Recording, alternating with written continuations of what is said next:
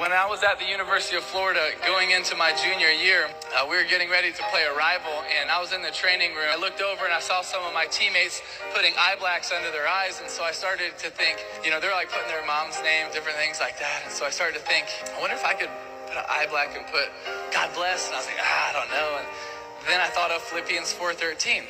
I can do all things through Christ who strengthens me. I was like, that's an awesome verse for a football player. That's what I'm going to go with. A couple local newspapers wrote about it, but it wasn't that big of a deal. The next couple weeks, they start selling it at the Gator bookstore, on the sides of the street. They're selling Philippians 4:13. Kept wearing it under my eyes the entire season. We get to the SEC championship game against Alabama. We're getting ready to run out of the tunnel. Well, at this moment, I really felt like God was putting out of my heart to change the verse. But I kind of stepped back for a second and realized that if we won, we'd be playing in the national championship, and that would be maybe the biggest stage that ever get to change the verse and put something meaningful on there. So we were blessed to win. In the next 6 weeks leading up to the national championship game, I was contemplating, really agonizing over what verse I was going to go with.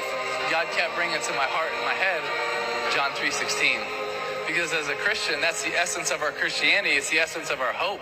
For God so loved the world that he gave his only begotten Son, that whosoever believes in him will not perish but have everlasting life. That's what we believe in as Christians. So I decided that's the verse I'm going to go with.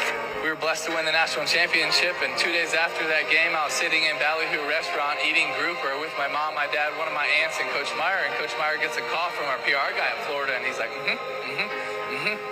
all right, bye. I looked at him, I was like, what's that all about? He said, Tim, he just told me that during that game, 94 million people Googled John 3:16.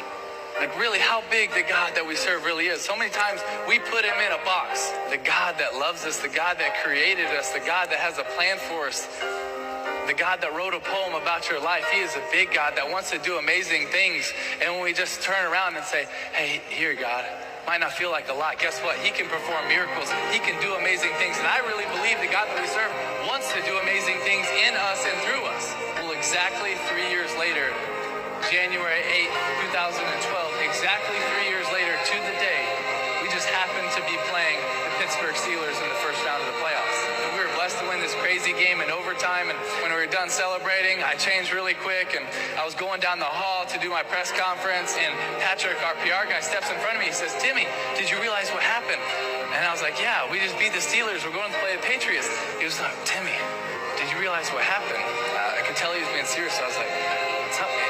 He looks at me and says, Timmy, this is exactly 3 years from the time you put John 3:16 into your eyes. So I was like, oh, really? That's awesome. That's really cool. He says, no, you don't realize.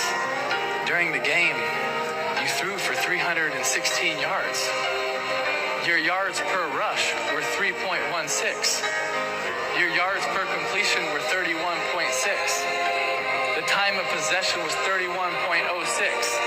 And the ratings for the night were 31.6. And during the game, 90 million people Googled John 3:16, and it's the #1 thing on all social media right now. And I was just standing in that hallway thinking, God, I didn't know that you were doing anything. He has an awesome plan, and you might not even see what he's doing.